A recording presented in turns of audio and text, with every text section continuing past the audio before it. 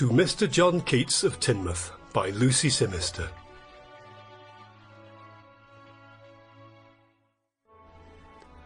Dedicated to and in loving memory of Dad. Published by Moorside Publications. All rights reserved. Copyright Lucy Simister, 1995. Original music composition and narration by Tony Simister.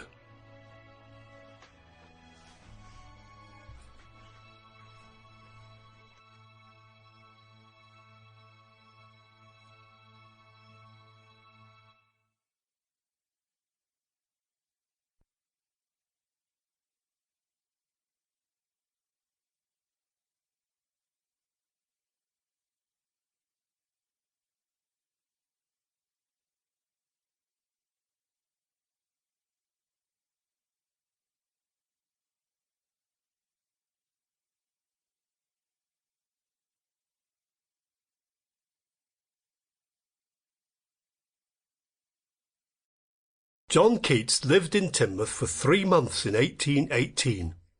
They were very important months, which he came to regard in retrospect as the summer of his life. His worldwide fame as a poet was gained within just 2 or 3 years, and 1818 is often described as the living year, the year in which he wrote nearly all his greatest works. John Keats was smallish in stature, yet broad across the shoulders, with shoulder-length reddish-brown wavy hair. He was charismatic and egotistical, and a proficient flirt. He was jealous and hot-tempered and prone to mood swings, from steel-fisted determination to abject hopelessness. He especially hated criticism. John considered himself, above all else, to be a secular humanist, but his volatile character made him far from the conventional good boy, and in fact he had more of a passion for fighting than poetry. He was born on the 31st of October 1795 in Finsbury, half a mile from St. Paul's Cathedral in Moorfields, London. He was one of 4 children of the innkeeper of the Swan and Hoop. His parents were keen that he should do well, and at the age of 8 he was sent to a small private school in Enfield under the care of a kind, well-educated headmaster, John Clark. Here he also met the headmaster's son, Charles Cowden Clark, who introduced him to poetry and became his lifelong friend. Keats' parents came to visit him often at school, and it was on the return journey of one such visit that tragedy struck the family.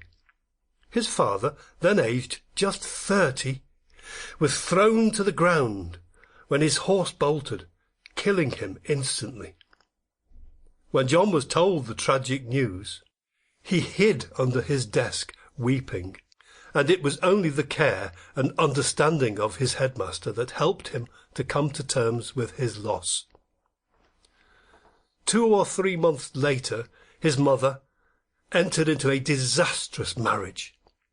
Her new husband did not want the children around, so they were sent to live with Grandma Jennings of Edmonton, herself recently widowed. The marriage broke down shortly afterwards, and John's mother returned to her children. She died when John was just 15. That same year, it was decided he should go into medicine. So it was arranged he would become an apprentice to Dr. Thomas Hammond at his surgery in Edmonton, and he found Dr. Hammond both difficult and dictatorial.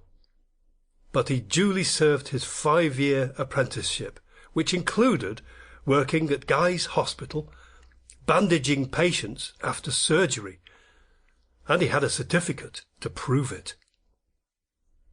During his apprenticeship, he spent much of his spare time back at the school as an Sample complete.